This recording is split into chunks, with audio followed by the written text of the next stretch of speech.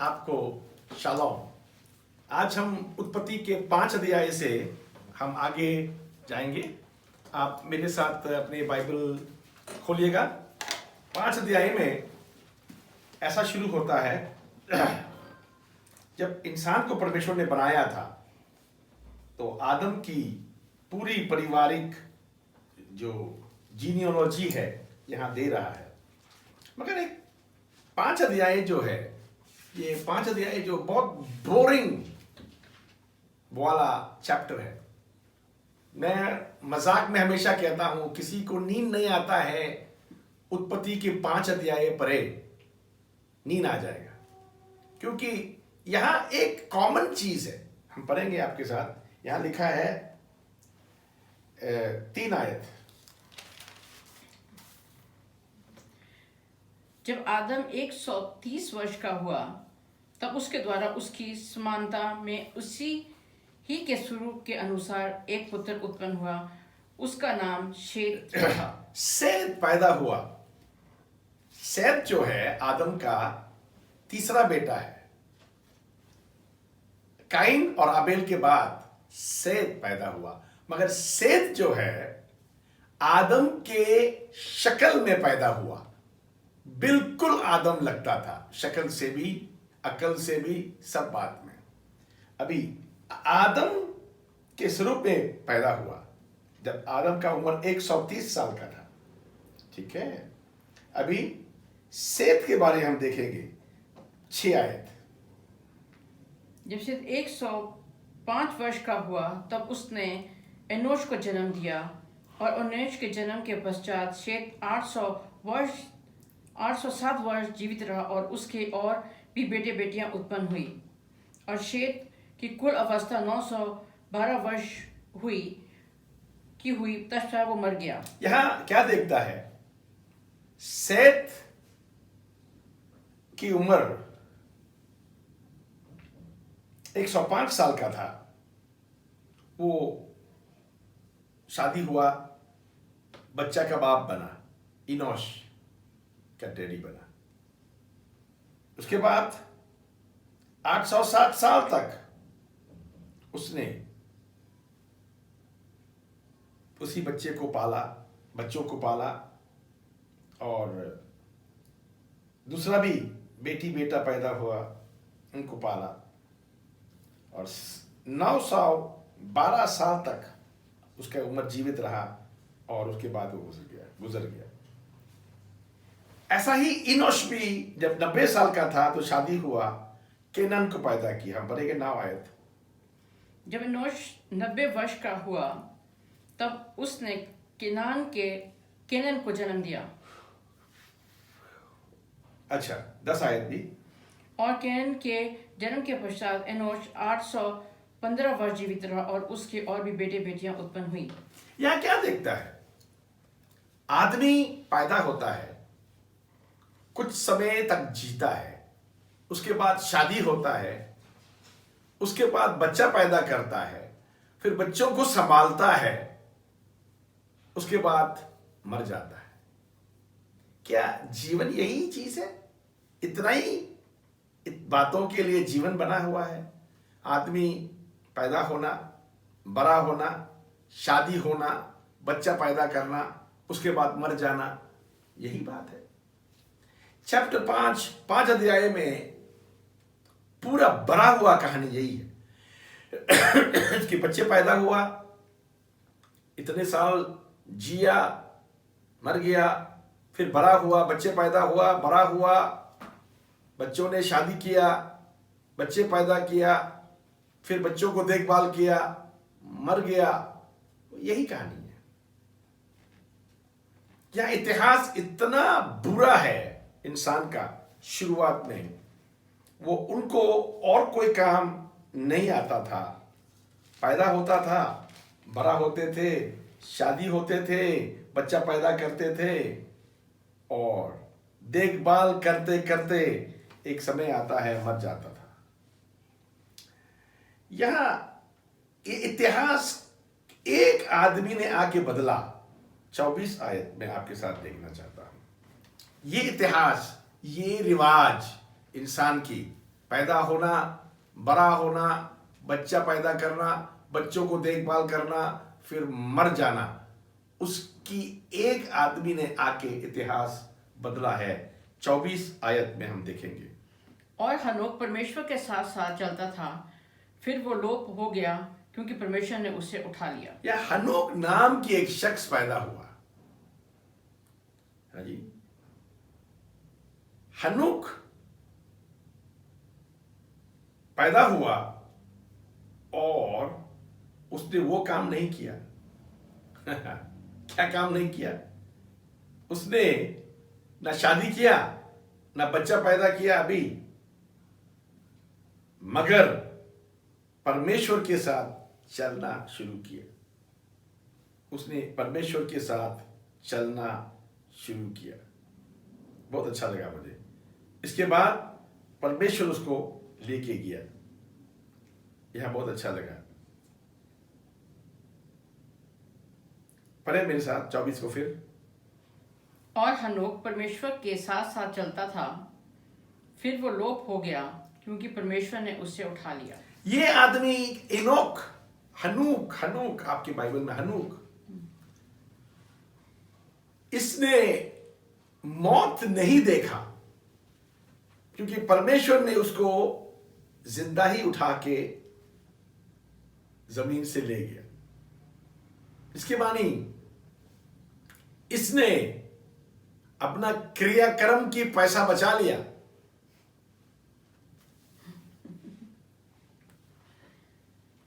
नहीं हुआ, मरा नहीं, जिंदा ही प्रभु ने उसको उठाया। ये एक खासियत है। प्रभु ये चीज, ये बात किस पर करता है? अपने प्यारे लोगों के पर करता है। जो लोग प्रभु की मन को जीत लिया, जो लोग प्रभु की जिंदगी में आकर प्रभु को खुश करा दिया, तो हमारा परमेश्वर क्या करता है? उनको जिंदा ही ले जाएंगे। अभी भी आने वाला है जब यीशु मसीह बादलों में आएंगे, उस समय उसकी विश्वास करने वालों को बाइबल कहता है, पढ़ेंगे पहला थिस्सलुनीका 4 अध्याय 16 और 17 आयत। पहला थिस्सलुनीका 4 अध्याय 16 और 17 आयत।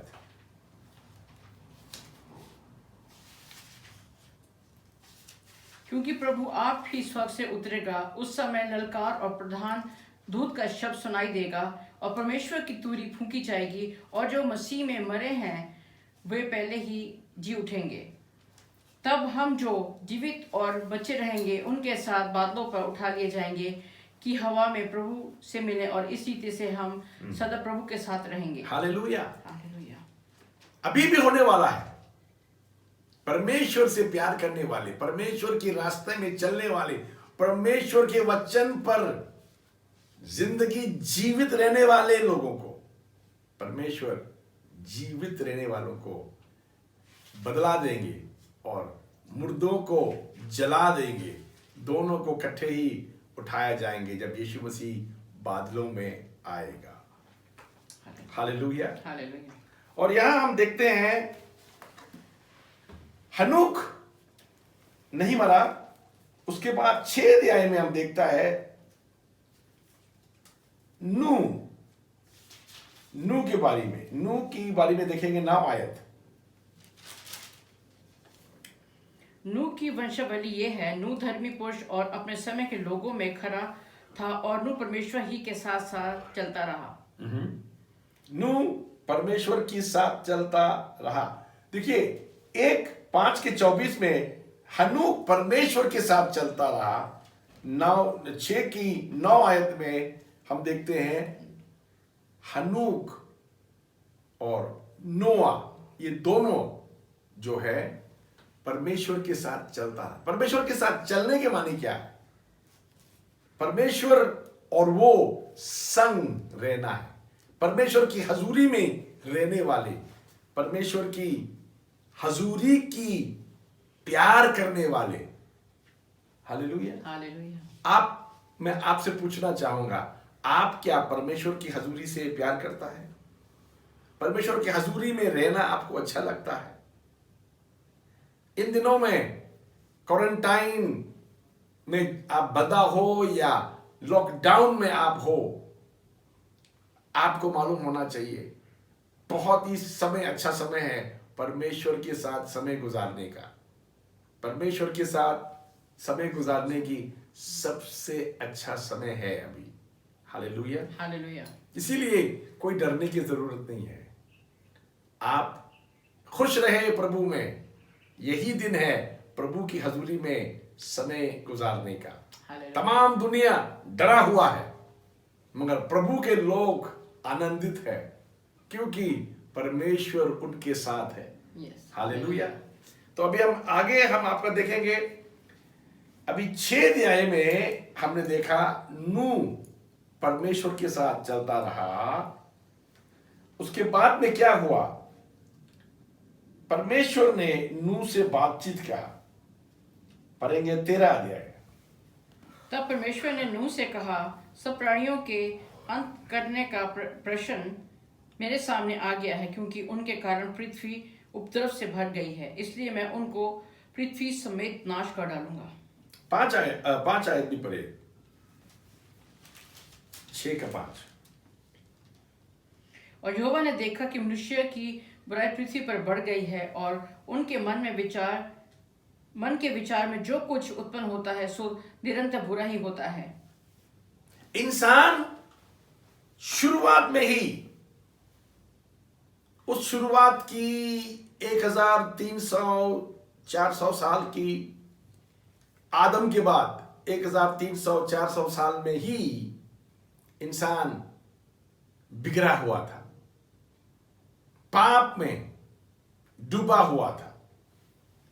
उनके मन में कोई भी अच्छा ख्याल नहीं आते थे। अभी उस समय में परमेश्वर को बड़ा दुख हुआ इंसान को बनाने के बाद। उसने क्या सोचा और इंसान क्या बन गया? परमेश्वर ने अपने स्वरूप में इंसान को बनाया, मगर इंसान शैतान की चाल चलन और रूप लेने लगा। परमेश्वर को बड़ा दुख हुआ, मगर परमेश्वर ने बोला अब तो मैं खत्म कर दूं सबको, बस इंसान को ना रखूं। तो उस समय परमेश्वर ने पानी पहली बार ले आया, जमीन के नीचे से फ्लड आया, जमीन के ऊपर से बरसात पहली बार आया। और बरसात आने के बाद, नूह के टाइम में ही पहली बार बरसात आया।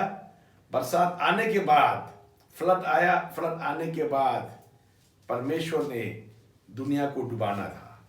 अभी इससे पहले परमेश्वर ने नूह को कहा जहाज बनाओ। बहुत ही इंटरेस्टिंग चीज है ये है, जहाज कैसे बनाना है वो मेजरमेंट भी दिया पूरा। परमेश्वर ने पूरा नाप तोल सब दिया। अब यहां दिखाएंगे 15 आयत। जहाज अपने मर्जी से नहीं बनाना, जहाज की बनाने का तरीका।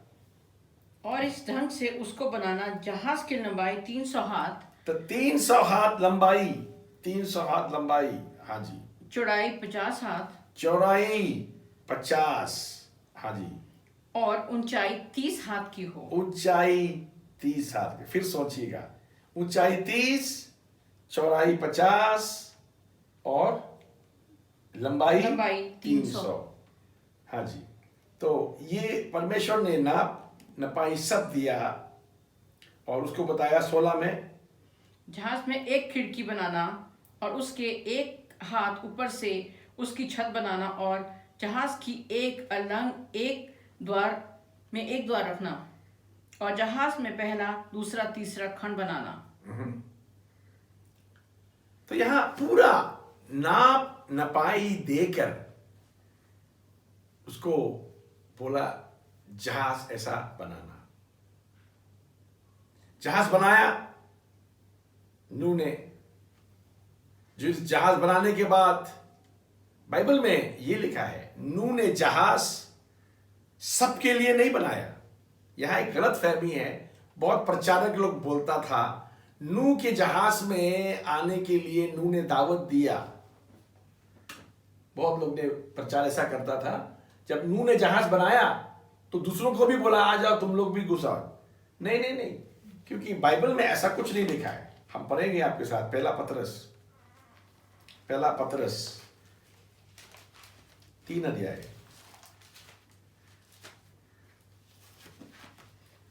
बस हाँ?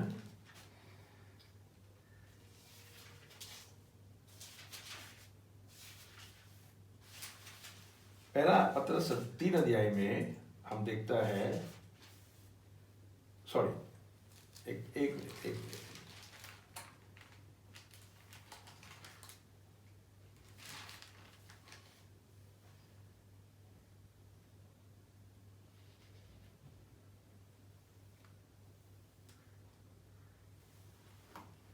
हम यहां परमेश्वर के वचन में देखेंगे।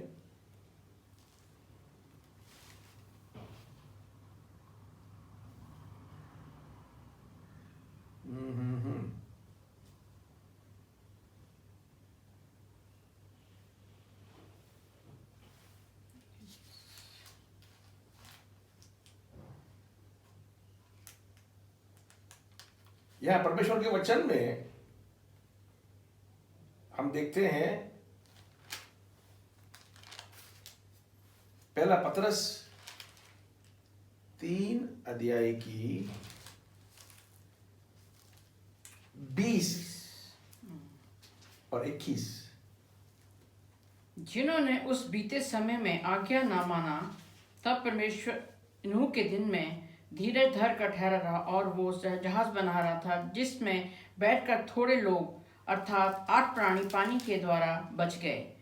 और उसी पानी का दृष्टांत भी अर्थात बपतिस्मा यीशु मसीह के जी उठने के द्वारा अब तुम्हें बचाता है।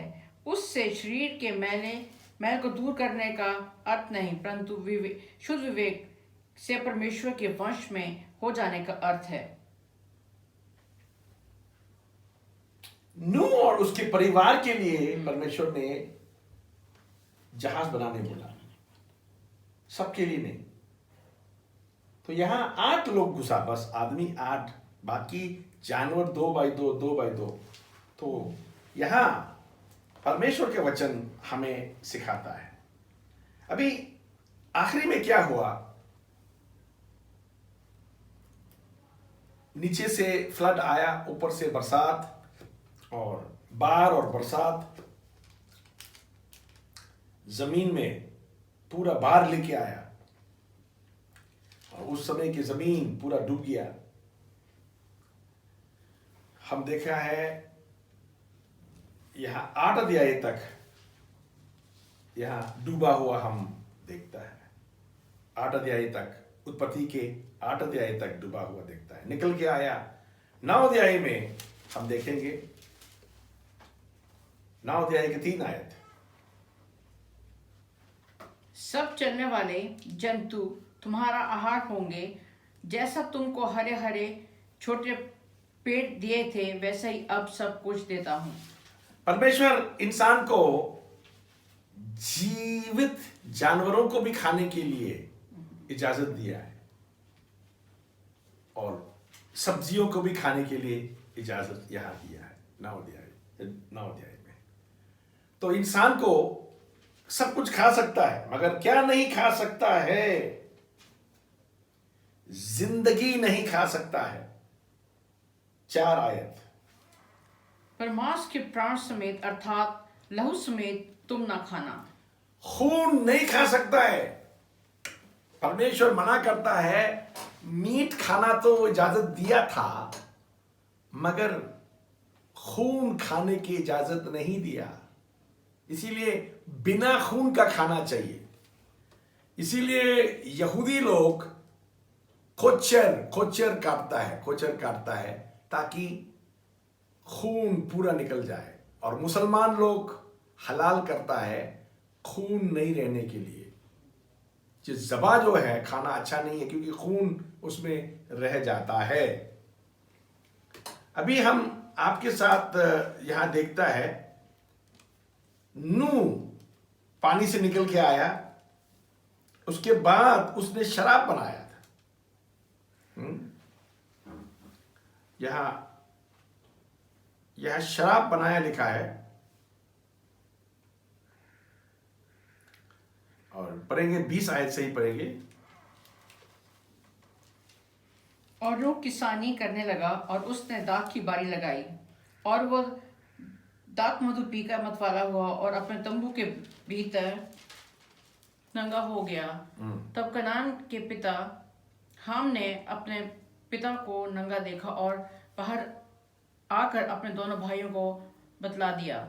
तब शेम और यापेत दोनों ने कपड़ा लेकर अपने कंधों पर रखा और पीछे की ओर उल्टा चलकर अपने पिता के नंगेपन को ढांक दिया, और वे अपने मुख पीछे किए हुए थे, इसलिए उन्होंने अपने पिता को नंगा ना देखा। यहां देखा, नूह का 3 बेटा था, 3 बेटा, हैम, शैम और जाफेत। बोलिए, हैम, शैम और जाफेत, 3 बेटा था। अब ये हैम देखा नूह शराब पी के गिरा हुआ और उसकी कपड़े शरीर में नहीं था, लंगा था। तो हैम ने क्या किया, डाकने की जगह में, डाका ने जाके शैम और जाफेत को बता दिया। जाफेत और शैम क्या किया, कपड़ा लाया, पीछे तरफ गया, देखा नहीं देख के पीछे पीछे ऐसा किया, जा करके कपड़े डाल दिया, बाप के ऊपर में छुपा दिया।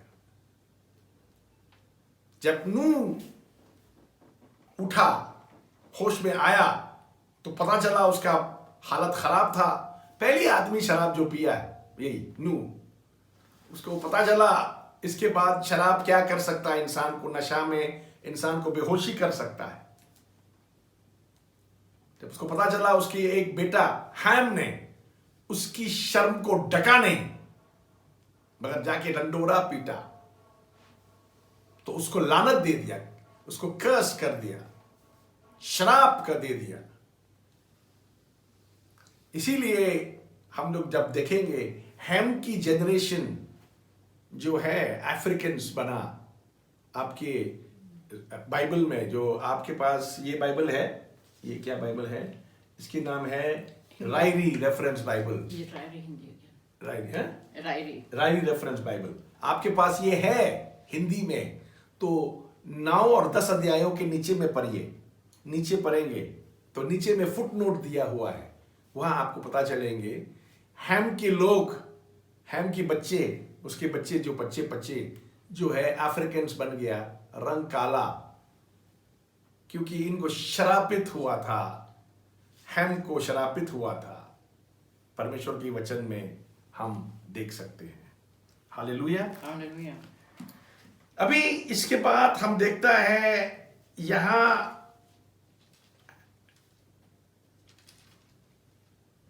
काफी जाति शुरू हुआ है। नूह की 3 बच्चों से जातियां शुरू हुई, हम यहां देखता है 10 अध्याय की 2 से 4 या 5, 2 से 5, 10 अध्याय का 2 से 5 में जाफेत की वंशावली, और 10 अध्याय की 6 से 14 हैम की वंशावली, और 10 अध्याय की 15 से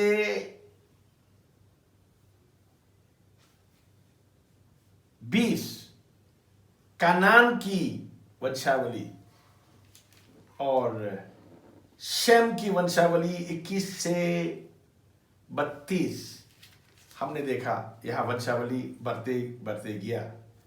यहां परमेश्वर का वचन कहता है,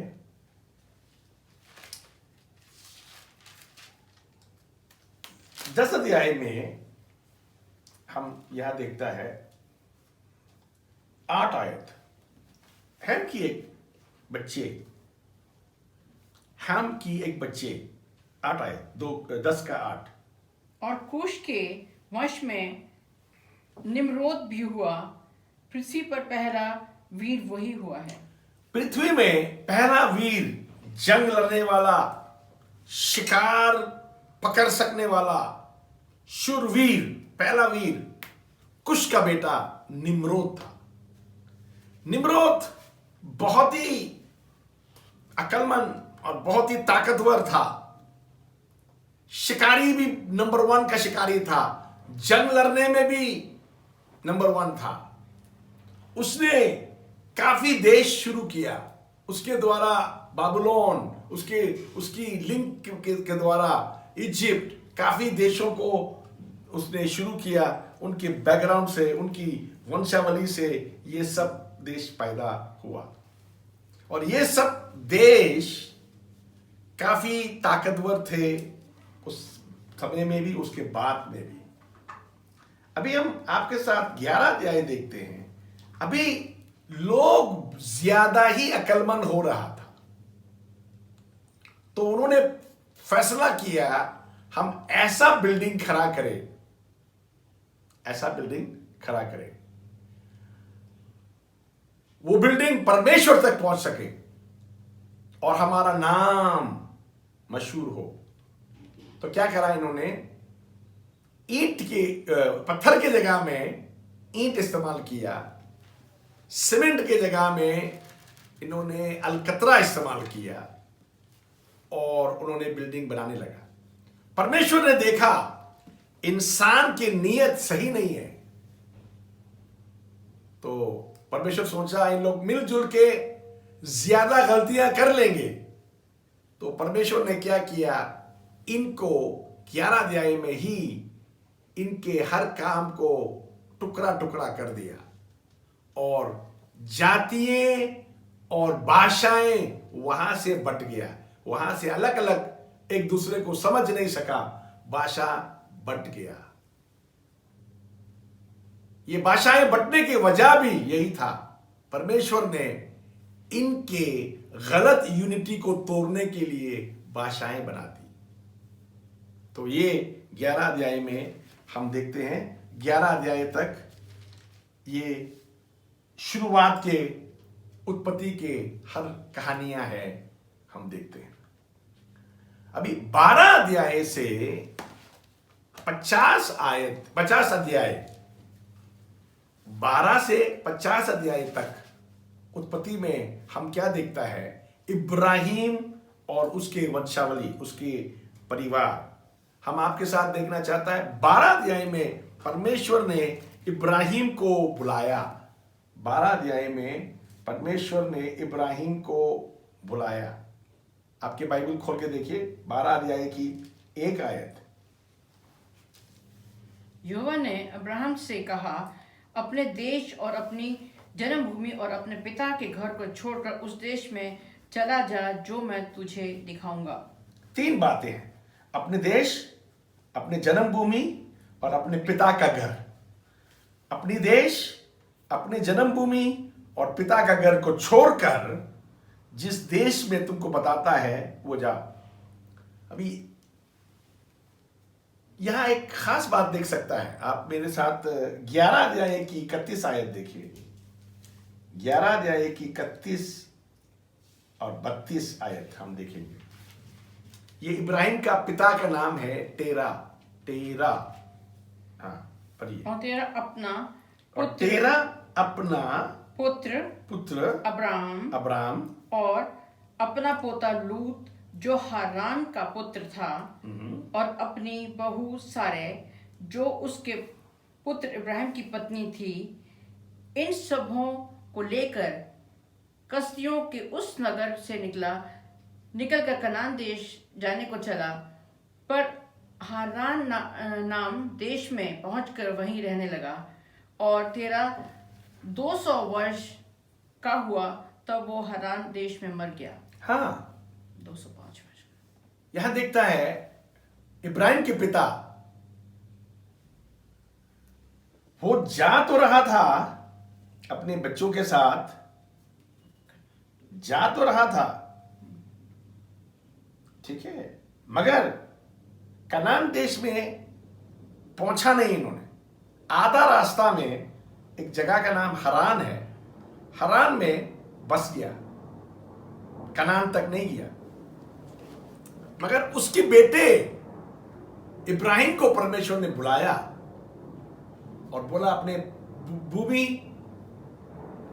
अपने बाप के घर से निकल के आ, निकाल करके उसको कनान देश में परमेश्वर ने बसाया। और प्रभु वहां, जब प्रभु बसाया, कहीं में प्रभु बसाता है तो आपको उन्नति भी प्रभु करता है। हालेलुया। बसाने के बाद उन्नति भी हुआ। अब इब्राहिम को अमीर बनाया, इब्राहिम को परमेश्वर ने संतानें दिया, इब्राहिम को परमेश्वर ने जीवन आगे बढ़ाया। ऐसा कोई इब्राहिम जैसे आशीष नहीं मिला, ऐसे आशीष पाया। अभी इब्राहिम के परिवार जो है, इब्राहिम, उसका बेटा इसहाक, उसका बेटा याकूब, और याकूब के 12 बच्चे हैं। अभी उन 12 बच्चों के बारे में तो बाइबल में ज्यादा जिक्र नहीं किया, ये बताया ये कौम बन गया है। मगर यूसुफ के बारे में बाइबल में उत्पत्ति में ही खास जिक्र हम देख सकता है। यूसुफ को परमेश्वर ने अपने बाप के घर में ख्वाब दिया। मैं आपके साथ जाना चाहूंगा 37 अध्याय,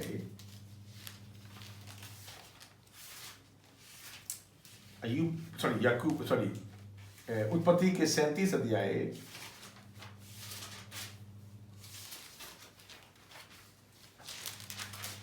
17 साल का था यूसुफ। 2 आयत से पढ़ेंगे, 2 से हम पढ़ेंगे 4। और याकूब के वंश का वृत्तांत यह है कि यूसुफ 17 वर्ष का होकर अपने भाइयों के संग भेड़ बकरियों को चराता था, और वह लड़का अपने पिता की पत्नी बिल्हा और जिल्पा के पुत्रों के संग रहा करता था, और उनकी बुराइयों का सुसमझ अपने पिता के पास पहुंचाया करता था। और इसहाक अपने सब पुत्रों से बढ़ के यूसुफ को प्रीति करता था, क्योंकि वो उनके बुढ़ापे का पुत्र था, और उसने उनके लिए रंग बिरंगी अंगरखा बनवाया। सो जब उसके भाइयों ने देखा कि हमारा पिता हम सब भाइयों से अधिक उससे प्रीति रखता है, तब वे उससे बैर करने लगे और उसके साथ ठीक तौर से बात भी नहीं करते थे। जलन। अभी आप, बाप किसी बच्चे को खास प्यार करता तो दूसरे बच्चे सब जलन हो जाते। जलन से नफरत से क्या नहीं होता, आगे हम देखेंगे। या 5 आयत में हम देखता है यूसुफ को परमेश्वर की वरदान था। ये वरदान पहली बार हमने देखा किसी में, ये यूसुफ में था। बाइबल पढ़ेंगे 37:5। और यूसुफ ने एक सपना देखा और अपने भाइयों से उसका वर्णन किया, तब वे उससे और भी द्वेष करने लगे। और उसने उनसे कहा, जो सपना मैंने देखा है सो सुनो। हाँ, उसके सपना 2 अलग अलग सपना था। आप पढ़ेंगे, आप लोग उत्पत्ति पढ़ना है, मैं आपको सिर्फ ऊपर से बता रहा हूं। अंदर की बातें पढ़ना आपको बहुत जरूरत है, ठीक है। तो यहां ख्वाब 2 किस्म का देखा, वो आप गौर करके पढ़ना। 37 में 2 किस्म की ख्वाब था, दोनों ख्वाब एक ही मानी था। ख्वाब अलग अलग है मगर मानी एक ही है। मानी क्या है? मानी याकूब के संतान में से यूसुफ को परमेश्वर एक बहुत बड़ा औहदा देने वाला है। अभी किसी को मालूम नहीं था, मगर क्या हुआ, यूसुफ के भाइयों ने यूसुफ को एक दिन मदद करने के लिए जब आया था तो पकड़ के गड्ढे में डाला, गड्ढे से निकाल के बेच दिया अरब लोगों को। अरब लोगों ने आगे जाके मिस्र में भेजा और मिस्र में पोटीफर के घर में ये गुलाम बना और पोटीफर के गुलामों का लीडर बन गया। उसके बाद पोटीफर का बीवी इसके ऊपर नजर लग गया। पोटीफर का बीवी ने यूसुफ की शक्ल से, अकल से, सब बातों से प्यार हो गया। तो यूसुफ को अपनाने के लिए, व्यभिचार करने के लिए उसको खींचा और यूसुफ ने अपने कपड़े वहां छोड़कर भागा, क्योंकि उसने कपड़े पकड़ लिया था। तो कपड़े को उतार कर भाग गया, कोट उतार के भाग गया। उसके बाद पोटीफर का बीवी ने डर गया होगा पति को। उसने बोला, ये तुम्हारा नौकर मुझे गलत काम करने की कोशिश किया है। तो पोटीफर ने इसको मार नहीं दिया, मगर जेल में डाल दिया और जेल में जाके यूसुफ पकड़ा गया, जेल में रहा। जेल में ये क्या बोलता, मिस्री मंत्री लोग कुछ कसूर हो करके जेल में उनको भी डाला था।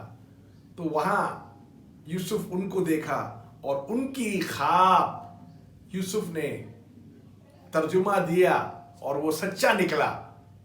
तो जिसको मरना था मर गया, छूटना था छूट गया। उसके बाद में वो जो लोग था यूसुफ को भूल गया। उसके बाद काफी समय बाद मिस्र की राजा को ख्वाब देखा और राजा ने बोला, ये ख्वाब का तुम लोग मानी देना है, तुम मंत्री लोग मानी देना है, नहीं देगा तो तुम्हारे को सजा मिलेगा। तो सजाए को डर के उनको याद आया, अरे वो था ना यूसुफ, उसको बुलाते हैं। तो राजा को बताया, तो राजा ने पालकी बेच के बुलाया होगा यूसुफ को। और यूसुफ ने राजा को पूरा बात बताया। 7 साल तक मिस्र में अनाज बहुत होगा, उसके बाद 7 साल पूरा दुनिया में कोई अनाज नहीं होगा, अकाल पड़ेगा। तो राजा को बहुत अच्छा लगा। राजा बोला, ठीक है, तुम ख्वाब बताया, ख्वाब की मानी बताया है, तो तुम ही ये काम का भी इंचार्ज बनो। और यूसुफ को पूरा देश सौंप दिया। राजा बोलता है, मेरे अलावा, मेरे बाद में ज्यादा अधिकार तुम्हारा ही होगा और किसी का नहीं होगा। और वहां का प्रधानमंत्री बन गया। और उसने आगे जाके देखा, उसके भाइयों ने भी, तमाम दुनिया में अनाज नहीं मिला तो अनाज खरीदने के लिए मिस्र में आया और यूसुफ ने उनको भी रख दिया बाकी। और हम देखते हैं वहां से इजरायली कौम मिस्र में 430 साल बसा। उन 430 साल में मूसा भी पैदा हुआ था। उन 430 साल में जुल्म भी बहुत हुआ। मिस्रियों ने बहुत जुल्म किया यहूदियों को, और यहूदियों को नहीं है उस समय अभी यहूदी शुरू हुआ। किससे यहूदी लोग शुरू हुआ? यूसुफ से शुरू हुआ। तो वहां के लोगों को बहुत तकलीफ पहुंचा। इसीलिए परमेश्वर ने तैयार किया, एक लीडर तैयार किया इनको निकालने के लिए, वो मूसा था। उसके बाद में निर्गमन में हम जाएंगे। आज उत्पत्ति का यहाँ तक है, और उत्पत्ति में हम देख सकता है ये सब कहानियां इब्राहिम, इसहाक और याकूब और उनके 12 बच्चों की कहानियां।